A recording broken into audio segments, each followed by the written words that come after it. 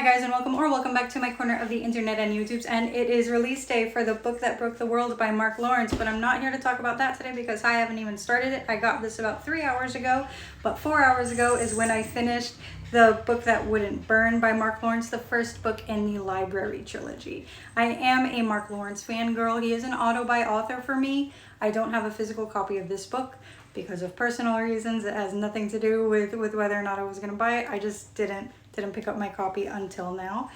I wanted to give a quick little chat before I jump into the book that broke the world because I don't want to ruin anything for me, and I don't want my opinion of one to seep into the other before I start talking about this one with you guys. Normally with these reviews, I do like to give kind of a broad synopsis of the story, but everything here feels like I could get into spoiler territory, so I don't really want to do that. I'm just going to go very lightly over what the story is and the feelings of it, because if I give anything away, it feels like I'm giving a lot away. In the beginning of this story, we meet our first POV, and that is Lavira. She is a young girl. She's about 6 or 7, and she is living in the wastelands of the dust.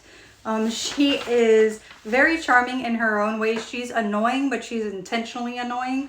Like she's a kid, and we feel like she's a kid, which is something that Mark Lawrence does amazing. The way he writes characters, the way he writes younger characters and girls and young men, is just, they feel so real.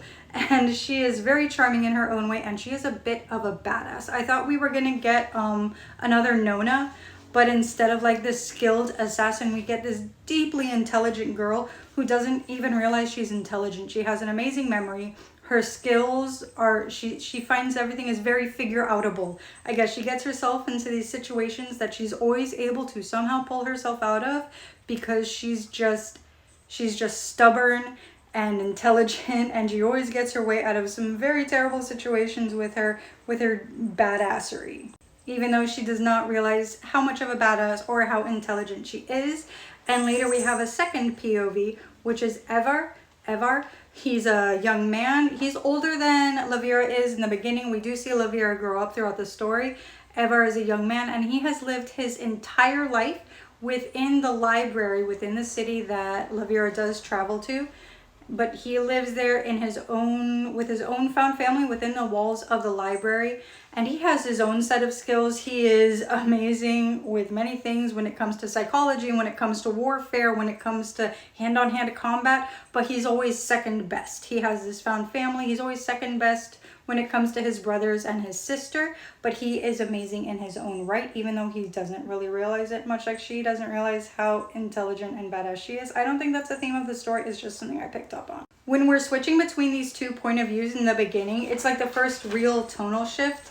I felt like we were going from kind of something like the Book of the Ancestors to something like Strange the Dreamer, which made me a little nervous because I'm not a fan of purple flowery writing. That is not what we got. We did not get flowery writing here, but it did feel like that tonal shift, and it made me nervous, but it didn't stay. As these two stories converge, as the characters from these two point of views, as their stories converge, the tone of the story shifts and merges along with them. So we have this darker story merging with this fantastical story, and it just feels cozy at times. We're also going to see the novel's genre bending a lot, which is why I don't know what to fit this in within the realms of fantasy. It's cozy fantasy, it's dark fantasy, it's philosophical fantasy, it's a love letter to literature. There are so many different genres that this book is that I can't pinpoint what subgenre of fantasy it is, but it's special. This is something that I think is going to be a favorite for everybody that just loves books. And because it is a love letter essentially to people that love books, there are going to be like little Easter eggs within the pages, and references to other stories and other books, even to Mark Lawrence's own characters and his own fantasy realms from his world and from our world. Don't skip the epigraphs. There are a bunch of little Easter eggs in there. And also the epigraphs jump us from one part of the story to another. They open up the chapter, and they just make things like time jumps and perspective jumps just so seamless. So don't skip the epigraphs in this book. They're very important, and also they just tie parts of the story together, along with making you think just as much as the rest of the story will. I didn't go into this book really knowing anything about it. I don't recommend ever doing that. I'm not the sort of person that likes to jump into a book not knowing anything about it. I did think it was going to be political fantasy based only on the title. It seemed like a very big metaphorical political thing, and it kind of is. But while it does have these underlying themes about information importance and misinformation and information bias, it does it while feeling cozy, and it does it in a way that feels very seamless and doesn't feel like it's shoving a metaphor down your throat, which is something I cannot stand. I like things to feel very natural when I'm reading them, and it is a book that is going to make you think while also at times just being really cozy. Like, there are some parts of this book that just it just felt warm, especially when we're within the library, even though it probably shouldn't, because it's just and I think this goes with the love letter to readers and to people that love the literature, because it goes from being at sometimes almost grim dark to just being a sweet cozy read with these underlying themes of things as important as race and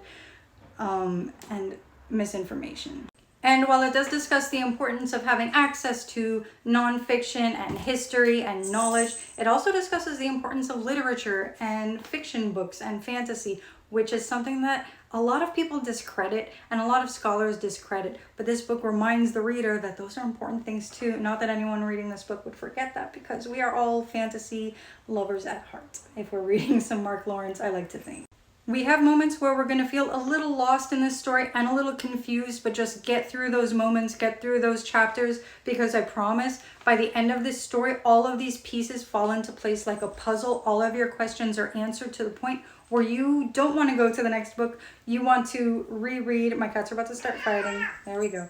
Where you want to reread this book, because we're going to be able to see everything from a whole new perspective, knowing how everything winds up, and it doesn't ruin anything for us. It just makes us go, wow, I understand now.